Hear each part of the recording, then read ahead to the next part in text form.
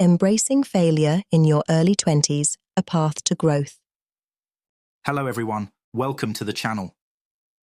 Today, we're diving into a topic that every one of us faces, especially in our early 20s, failure. It's a word that carries a lot of weight, but it's also one of the most misunderstood experiences.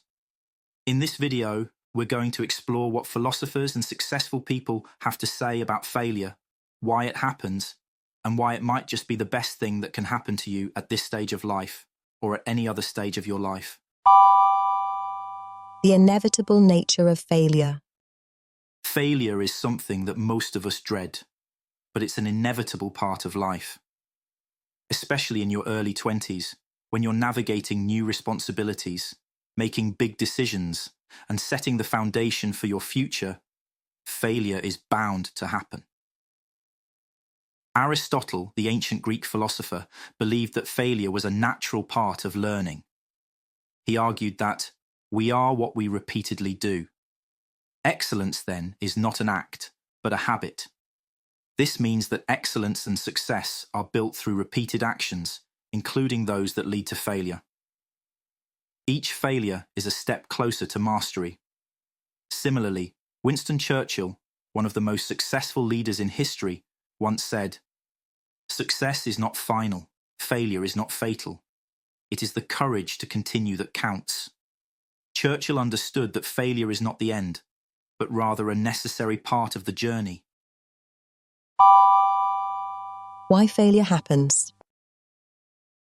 So, why does failure happen? Often, failure occurs when we step out of our comfort zone and take risks.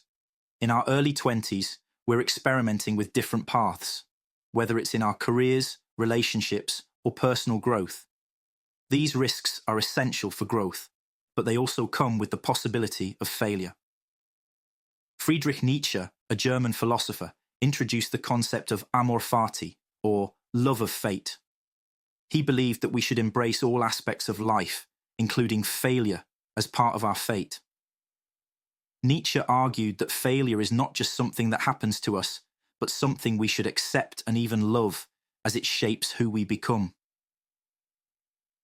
In the business world, Elon Musk has often spoken about his numerous failures before achieving success. From failed rocket launches to near bankruptcy, Musk's journey is filled with setbacks. But he views these failures as learning opportunities. Musk once said, "Failure is an option here. If things are not failing, you are not innovating enough." This mindset has allowed him to push boundaries and achieve what many thought was impossible. Section 3. What to do when you fail. When you fail, it can feel like the end of the world, especially in your early 20s when everything feels so critical. But it's essential to remember that failure is a teacher. The key is to learn from it and move forward. Albert Einstein, one of the greatest minds in history, famously said, "Failure is success in progress." He understood that every failure brings us closer to understanding and ultimately to success. After failing, take time to reflect on what went wrong. Was it a lack of preparation? Did you need more resources? Or was it simply bad timing? Use these insights to improve and try again. Thomas Edison also embraced this mindset. When asked about his many failed attempts to create the light bulb, he said, "I have not failed. I've just found 10,000 ways that won't work." Edison's resilience is a reminder that failure is not the opposite of success. It's a part of it. Section 4. Is failure a good thing? Now, is failure a good thing? It might sound counterintuitive, but yes, failure can be incredibly beneficial, especially in your early 20s. J.K. Rowling, the author of the Harry Potter series, faced numerous rejections before her book was finally published.